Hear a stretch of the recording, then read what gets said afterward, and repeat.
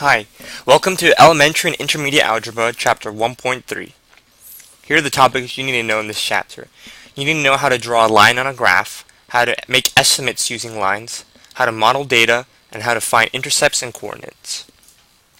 So we can draw lines that go through data points on a graph. These lines can provide an estimate for data values that aren't included on original chart of data. So this graph right here is just sample data that we plotted onto a graph.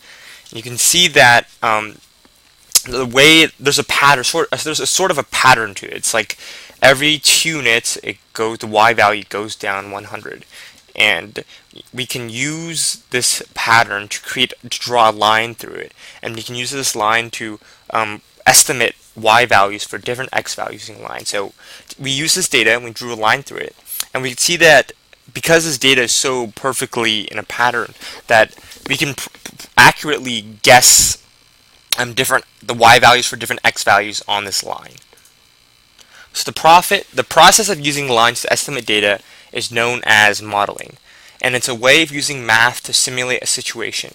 However, lines are not always the best way of modeling data. In the previous one, we saw how there's a clear pattern, and lines were just perfect for it. It just worked so well. But we can't use a line for this one because data goes down and then up. So if we drew a line, it wouldn't really quite fit because the data still goes up, and it just doesn't work. Lines don't work here.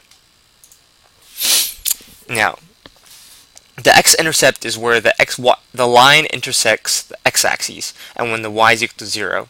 And the y-intercept is where the line intersects the y-axis, and when x is equal to 0. And these two intercepts are important because they can often provide crucial information about the data that isn't really visible just by the regular data points. So here's a sample problem. So there's a graph and there's 3 data points on it. So first, draw a line that fits the data. That's pretty easy. I just have my pen here. I'm just going to draw a line that fits through it. It's not perfect, but okay, so here we go. Using the line, calculate the y-intercept. So now the question says to calculate the y-intercept. So if we draw this line here, let me continue it.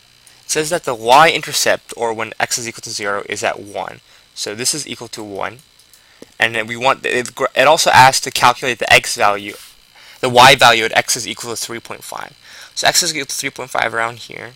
And the y value, I'll say it's about 8. It's about 8. And it says to calculate the x value when y equals to 7. So you keep on going here. I would say it's like, it's just a guess. Let's say it's 2.75. Just a guess. It's not 100% accurate, but we can use this line to guess data, and that's a very powerful tool. And that's it for this video. Thank you for watching. I hope you learned something from this video.